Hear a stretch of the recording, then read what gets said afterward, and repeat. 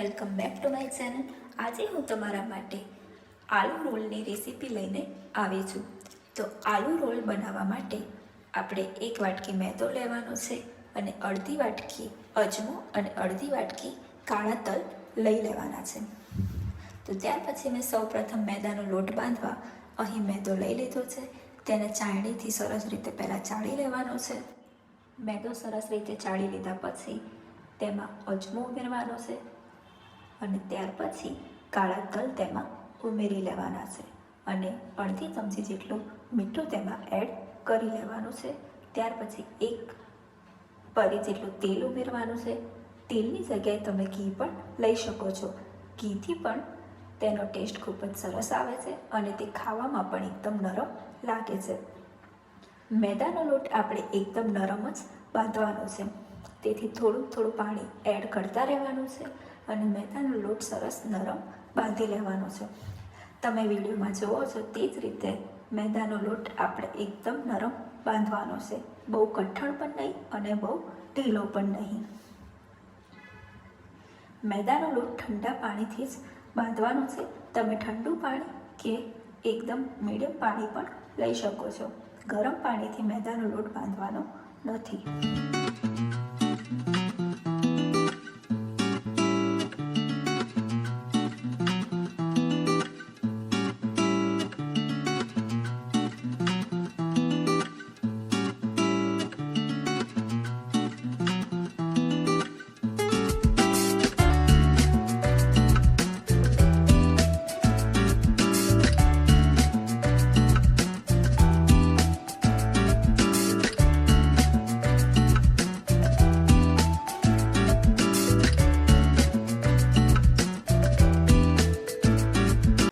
હવે આપણો લોટ બંધાઈ ગયો છે। હવે તેમાં આપણે તેલનું થોડું મોણ આપી દેવાનું છે। તો મેં અહીં થોડું તેલ ઉમેરી લીધું છે અને લોટને સરસ રીતે ગૂંથી લીધો છે। લોટને સરસ ગૂંથી લીધા બાદ તેને 10 મિનિટ સુધી ઢાંકીને રાખવાનો છે।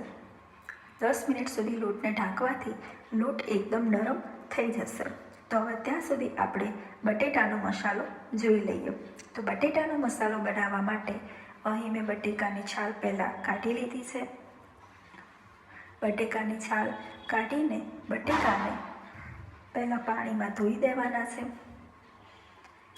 બટેકાને પાણીમાં સરસ રીતે ધોવાના છે, જેથી બટેટામાં થોડી પણ માટી રહી ન જાય। ત્યાર પછી એક રૂમાલમાં બટેટાને લઈ લેશું અને બટેટાને સરસ સાફ કરી લેવાના છે। ત્યાર પછી બટેટાને એકદમ ઝીણી છીણ કરી લેવાની છે। બટેટાની ઝીણી છીણ થાય તે માટે મેં અહીં એકદમ ઝીણું છીણ લીધું છે અને તેમાં બટેટાની એકદમ ઝીણી છીણ કરી લીધી છે। બટેટાની ઝીણી છીણ એટલા માટે કરવાની છે કે ઝીણી છીણ કરવાથી બટેટાને જ્યારે આપણે ફ્રાય કરીશું ત્યારે તે મેદામાંથી બહાર નહીં આવે અને આપણા જે રોલ છે તે પણ સરસ દેખાવમાં પણ લાગશે અને ખાવામાં પણ ખૂબ જ સરસ લાગશે। તો બટેટાના રોલ બનાવવા માટે આપણે બટેટાની એકદમ ઝીણી છીણ કરવાની છે। તો ફ્રેન્ડ્સ, હવે બટેટાની છીણ તૈયાર થઈ ગઈ છે। હવે આપણે નેક્સ્ટ સ્ટેપ જોઈ લઈએ। તો નેક્સ્ટ સ્ટેપમાં બટેટાની છીણને આપણે રૂમાલમાં લઈ લેવાની છે। બધી છીણને રૂમાલમાં લઈને તેની અંદરથી જેટલું પાણી છે તે રૂમાલમાં નીચોડી લેવાનું છે। તમે વિડીયોમાં જુઓ છો તે જ રીતે બટેટાનું બધું જ પાણી નીચોડી લેવાનું છે। બટેટાની અંદર થોડું પણ પાણી આપણે રહેવા દેવાનું નથી, જેથી કરીને રોલમાંથી બટેટા બહાર ન નીકળે। તો ફ્રેન્ડ્સ, હવે બધું પાણી બટેટામાંથી આપણે નીચોડી લીધું છે।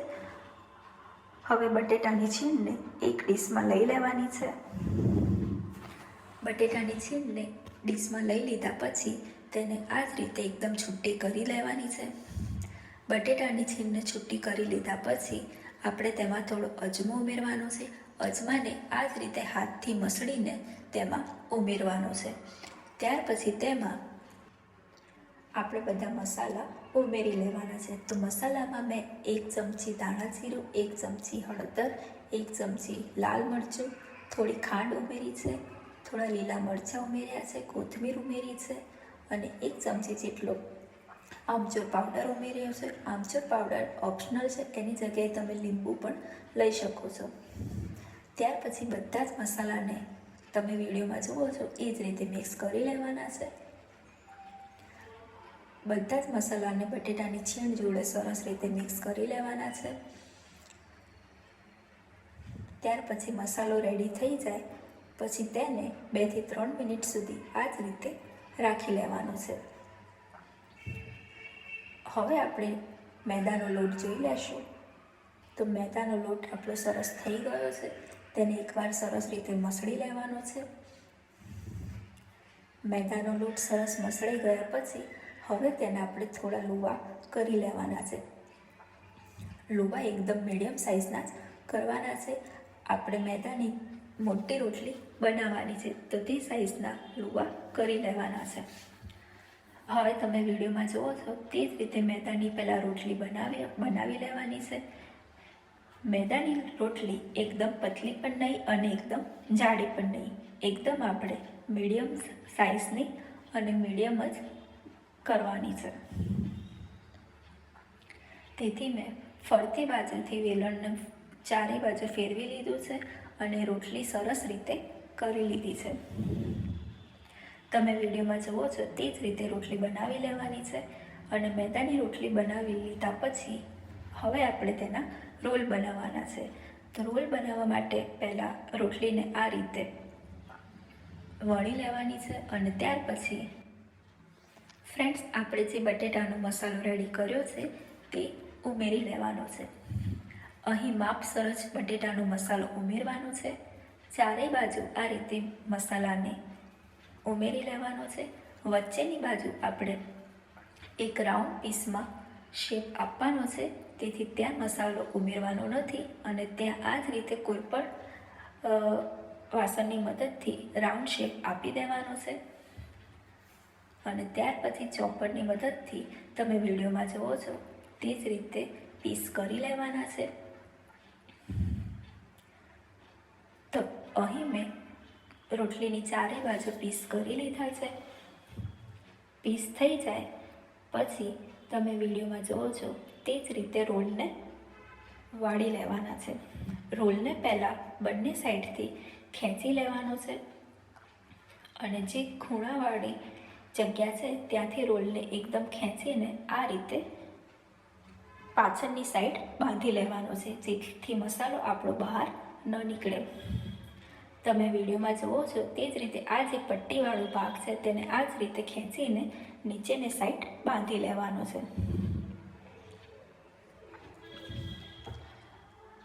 માવાને વચ્ચેની સાઈડ જ વધારે રાખવાનો છે અને ફરતી અને ખૂણાની બાજુમાં મસાલાને ઓછો રાખવાનો છે. તો આ રીતે બંને સાઈડથી પહેલાં મસાલા રોટલીનો જે ભાગ છે તેને આ રીતે ખેંચી લેવાનો છે અને ખૂણાવાળાના ભાગની મદદથી આ રીતે તેને સીલ પેક કરી લેવાનું છે. તો ફ્રેન્ડ્સ આપણા રોલ તૈયાર થઈ ગયા છે. તો હવે આપણે તેલ ગરમ કરી લઈશું અને તેને ફ્રાય કરી લેવાના છે. તો મેં અહીં તેલ ગરમ કરવા રાખી દીધું હતું. હવે તેમાં આપણે રોલને ફ્રાય કરી લેવાના છે.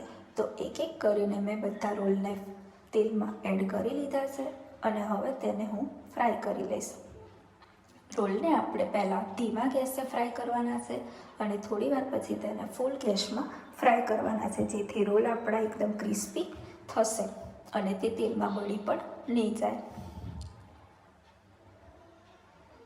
તો ફ્રેન્ડ્સ, આ ક્રિસ્પી રોલની રેસીપી તમને પસંદ આવી હોય તો મારા વિડીયોને લાઈક અવશ્યથી કરજો. આ ક્રિસ્પી રોલ ચા જોડે ખાવાની ખૂબ જ મજા આવે છે.